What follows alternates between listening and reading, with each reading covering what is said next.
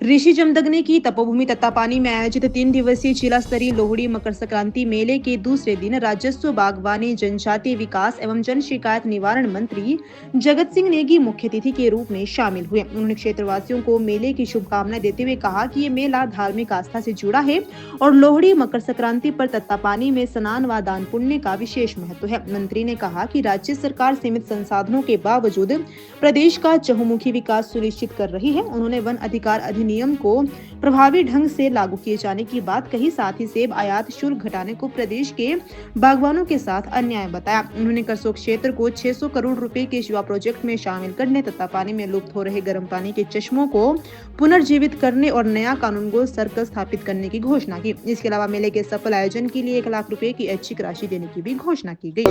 के बीच में आकर मुझे बड़ी प्रसन्नता है कि मुझे भी सौभाग्य प्राप्त हुआ कि आज इस पवित्र अवसर पर आपके बीच इस पवित्र स्थान में आने का मौका मिला है।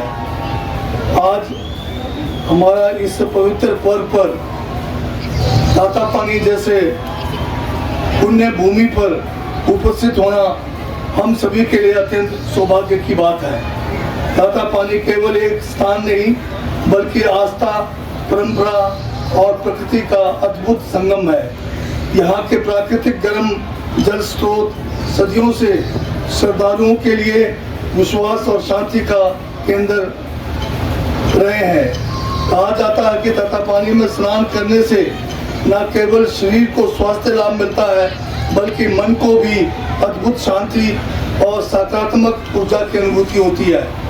मकर संक्रांति के दिन तत्तापानी का महत्व और भी बढ़ जाता है। इस पावन तिथि पर यहाँ स्नान, पूजा और दान पुण्य का विशेष फल माना गया है।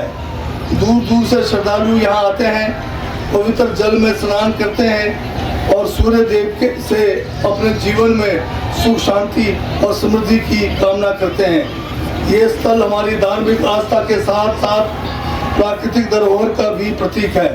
मकर संक्रांति का पर्व हमें परिश्रम, संयम और सामूहिकता का संदेश देता है।